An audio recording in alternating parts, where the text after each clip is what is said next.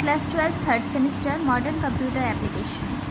आज की port 5 flow of control, conditional statement, if else, if else, interactive statement, for loop, range, while loop, break and continue statements, nested loops.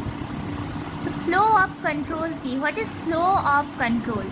একটি প্রোগ্রামের বিবৃতি বা স্টেটমেন্টগুলো নির্দেশ অনুসারে ক্রমান্বয়ে কার্যকর করার প্রক্রিয়ায় নিয়ন্ত্রণ প্রবাহ বা ফ্লো অফ কন্ট্রোল নামে পরিচিত।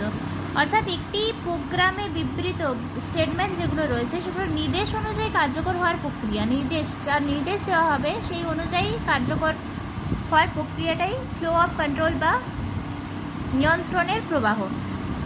কন্ট্রোল স্ট্রাকচারের ওপর নির্ভর করে প্রোগ্রামে এটিকে প্রয়োগ করা হয়। কোন স্ট্রাকচারের ওপর? কন্ট্রোল স্ট্রাকচারের ওপর।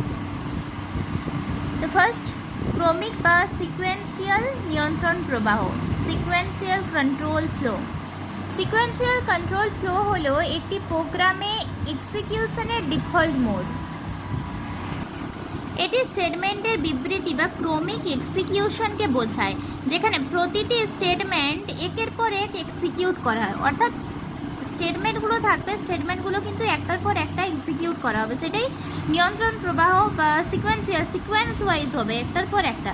এবং এটি বেশিরভাগ ক্ষেত্রে ব্যবহৃত হয়। উদাহরণের সাহায্যে বিষয়টি আরও স্পষ্টভাবে বোঝানো হয়েছে। প্রথমে রয়েছে স্টার্ট, তারপরে রিড এক্স, রিড ওয়াই, তারপরে sum equal to x plus y, print sum, তারপরে স্টপ। এটা সিকোয়েন্স ওয়াইজ হয়েছে। এটাই হচ্ছে সিকোয়েন্সিয়াল বা ক্রমিক নিয়ন্ত্রণ প্রবাহ বা sequential control flow. For example, x is equal to 10, y is equal to 20, sum x plus y করলে 10 প্লাস 20 ইজ ইকুয়াল টু 30 হচ্ছে। এবার প্রিন্ট সাম করলে তাহলে 30 অ্যান্সার আসবে। নেক্সট, শর্তাধীন বা সিলেকশন নিয়ন্ত্রণ প্রবাহ, কন্ডিশনাল অথবা সিলেকশন কন্ট্রোল ফ্লো। নির্দিষ্ট শর্তের ওপর নির্ভর করে সিলেকশন স্টেটমেন্ট এক্সিকিউট করে যদি শর্তের মান ট্রু হয় তাহলে একটি স্টেটমেন্ট ব্লক এক্সিকিউট করে, অন্যথায় অন্য একটি স্টেটমেন্ট ব্লক এক্সিকিউট করবে। অর্থাৎ ট্রু হলে একটা, আর ট্রু যদি না হয় তাহলে অন্য একটা। এই জাতীয় নির্মাণকে ডিসিশন কন্ট্রাক্টও বলা হয়।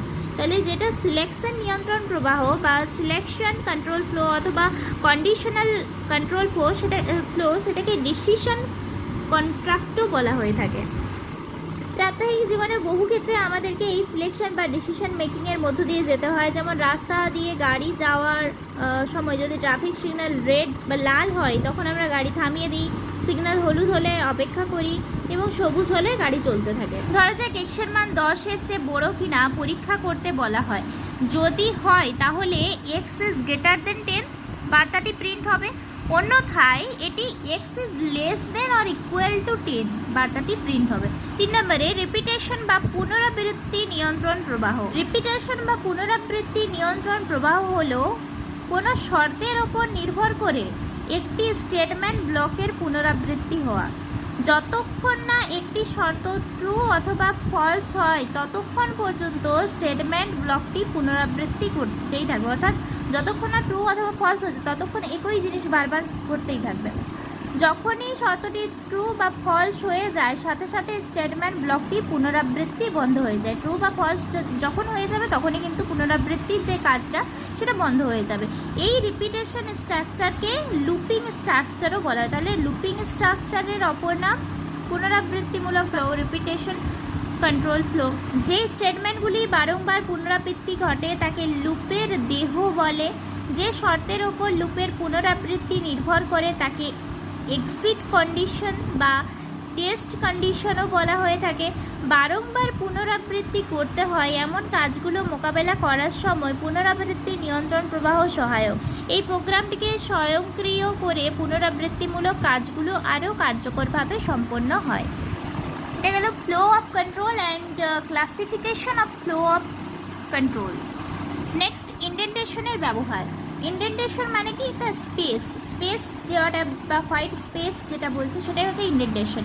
পাইথন প্রোগ্রামিংয়ে কোনো লাইনের শুরুতে হোয়াইট স্পেস ব্যবহার করাকে ইন্ডেন্টেশন বলে। পাইথনে ইন্ডেন্টেশনের একটি গুরুত্বপূর্ণ ভূমিকা রয়েছে। ইফ স্টেটমেন্টে হোয়াইল লুপ অথবা ফর লুপ সহ বিভিন্ন স্টেটমেন্টে ইন্ডেন্টেশনের প্রয়োজন হয়ে থাকে। কখনো কখনো এক বা একাধিক স্টেটমেন্ট মিলে একটি গ্রুপ তৈরি হয়। এই রকম এক বা একাধিক স্টেটমেন্টের গ্রুপকে বলা হয় ব্লক অথবা কোড ব্লক। তাহলে এক বা একাধিক স্টেটমেন্টের গ্রুপকে বলা হয় কি বলা হয়? কোড অথবা কোড ব্লক। এই ব্লকগুলি প্রদর্শন করতে পাইথনে ইন্ডেন্টেশন অর্থাৎ হোয়াইট স্পেস বা ট্যাব ব্যবহার করা হয়। নিচের উদাহরণ দেওয়া আছে, if A greater than 10 colon print value of A is greater than 10 print welcome. তাহলে এক্ষেত্রে স্পেস দেওয়া যেটা 4টি স্পেস মিলে পরবর্তী ইন্ডেন্টেশন লেভেল তৈরি হয়েছে। আর প্রিন্ট ওয়েলকামের ক্ষেত্রে এক্ষেত্রে একটি ব্লক এখানে সবকটি স্টেটমেন্টে একই ইন্ডেন্টেশন লেভেলে রয়েছে। শর্ত সাপেক্ষ স্টেটমেন্ট, কন্ডিশনাল স্টেটমেন্ট।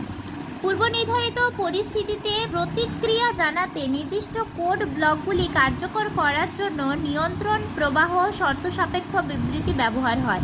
শর্ত সাপেক্ষ স্টেটমেন্ট অর্থাৎ সিলেকশন বা ডিসিশন কন্ট্রাক্টের ক্ষেত্রে ইফ স্টেটমেন্ট প্রোগ্রামিংয়ে ব্যবহৃত হয়। মোট 3 ধরনের শর্ত সাপেক্ষ স্টেটমেন্ট পাইথনে ব্যবহৃত হয়, যেমন যথা ইফ 3 ধরনের, টোটাল শর্ত সাপেক্ষ বা কন্ডিশনাল স্টেটমেন্ট 3 প্রকার, type of conditional 3 types.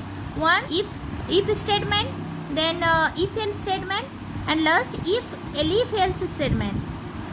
There is if elif statement. So what is if statement?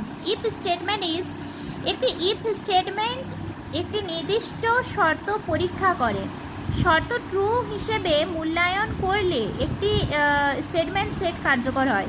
একটি স্টেটমেন্ট সেট যদি শর্তটা ট্রু হয়, শুধুমাত্র ট্রু বা সত্যর ক্ষেত্রে কিন্তু এই ইফ স্টেটমেন্টটা কার্যকর হবে। অন্যথায় যদি মিথ্যা হয়, মিথ্যা হিসেবে মূল্যায়ন করা হলে তার সেটিকে উপেক্ষা করা হয়।